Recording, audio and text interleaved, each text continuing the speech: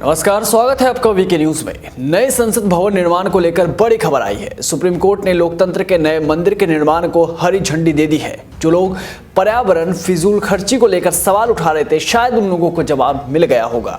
लोकतंत्र के नए मंदिर के निर्माण से पहले ही प्रोजेक्ट को रोकने की तमाम तरह की कोशिशें की गई। ठीक वैसे ही जैसे कोरोना वैक्सीन को लेकर अभी सवाल उठाए जा रहे हैं, सर्जिकल स्ट्राइक को लेकर सबूत मांगे गए थे, वैसे ही इस नए प्रोजेक्ट पर भी प्रश्न चिन्ह लगा दिया गया था। इन सभी सवालिया निशानों पर सुप्रीम कोर्ट ने अपना फैसला सुनाया।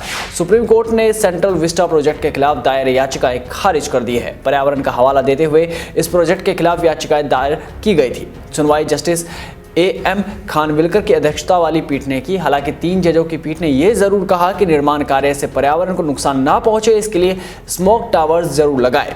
इससे पहले सुप्रीम कोर्ट ने 7 दिसंबर 2020 को नए संसद भवन के लिए 10 दिसंबर को आधारशिला की अनुमति दे दी थी, लेकिन इसके साथ में यह भी निर्देश दिया गया था कि कोई निर्माण नहीं होगा। इस प्रोजेक्ट और मोदी के सपनों पर जो ग्रहण लगा था वो अब हट चुका है। विपक्ष अब इस मामले में रोड़ा अटकाने के लिए क्या नई चीज लेकर आता है, ये देखने वाली बात होगी। यूं कहे कि क्या नई समस्या का हवाला देता है, ये देखना होगा। बता दें कि इस मामले में सुप्रीम कोर्ट के 3 जजों की बेंच ने 2-1 की बहुमत से फैसला सुना दिया है। सुप्रीम कोर्ट ने कहा है कि जमीन का डीडीए की तरफ से लैंड यूज बदलना सही है, साथ ही पर्यावरण क्लीयरेंस मिलने की प्रक्रिया भी सही है। हालांकि कोर्ट ने कहा कि इसके निर्माण के दौरान प्रदूषण रोकने के लिए स्मोक टावर लगाए जाएं। इतना ही नहीं, निर्माण से पहले हेरिटेज कमेटी की भी मंजूरी ली जाए। इस मामले में जस्टिस खानविलकर और माहेश्वरी ने बहुमत में फैसला सुनाया है। वहीं अल्पमत के फैसले में जस्टिस संजीव खन्ना ने लैंड यूज बदलने की प्रक्रिया को कानूनन गलत बताया। पर्यावरण मंजूरी को भी अस्पष्ट बताया है।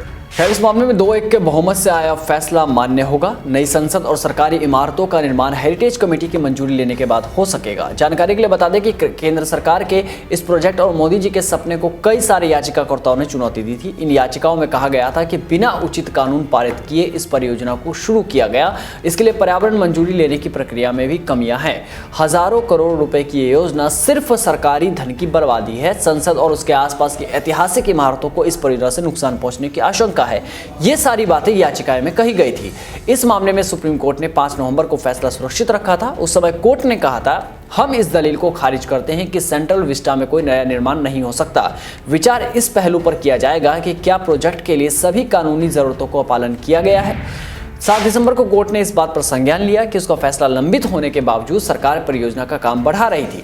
तब कोर्ट की नाराजगी के बाद केंद्र ने आश्वस्त किया कि फैसला आने से पहले ना तो सेंट्रल विस्टा में कोई निर्माण होगा, ना ही किसी पुरानी इमारत को गिराया जाएगा। इसके बाद कोर्ट ने 10 दिसंबर को होने वाले नए संसद भवन के शिलान्यास कार्यक्रम को मंजूरी दे दी थी। शिलान्यास के बाद से नए भवन का निर्माण रुका हुआ है। बता दें कि इसका शिलान्यास नरेंद्र मोदी द्वारा किया गया था। याचिकाओं के जवाब में सरकार ने कहा कि मौजूदा संसद भवन और मंत्रालय बदलती जरूरतों के हिसाब से अपर्याप्त साबित हो रहे हैं। नए सेंट्रल विस्टा का निर्माण करते हुए न सिर्फ पर्यावरण का ध्यान रखा जाएगा, बल्कि हेरिटेज इमारतों को नुकसान भी नहीं पहुंचाया जाएगा। बहस के दौरान केंद्र सरकार के वकील ने कहा था कि इस समय सभी मंत्रालय कई इमारतों में बिखरे हुए हैं। एक मंत्रालय से दूसरे मंत्रालय जाने के लिए अधिकारियों को वाहन का इस्तेमाल करना पड़ता है। कुछ मंत्रालयों का किराया देने में हर साल सरकार के करोड़ों रुपए खर्च होते हैं। ये कहना गलत है कि सेंट्रल विस्टा के निर्माण में सरकारी धन की बर्बादी हो रही है, बल्कि अब तक होती आ रही धन की बर्बादी को रोकने के लिए ये परियोजना बहुत जरूरी है। बता दें कि नए सेंट्रल विस्टा प्रोजेक्ट के हिसाब से नए संसद परिसर का निर्माण होना है, जो कि पहले की तरह गोल नहीं बल्कि तिकोना होगा। इसमें 876 सीट वाली लोकसभा, 400 सीट वाली राज्यसभा और 1224 सीट वाला सेंट्रल हॉल बनाया जाएगा। सेंट्रल विस्टा में एक दूसरे से जुड़ी 10 इमारतों में 51 मंत्रालय बनाए जाएंगे। मंत्रालयों को नजदीकी मेट्रो स्टेशन से जोड़ने के लिए भूमिगत मार्ग भी बनाया जाएगा।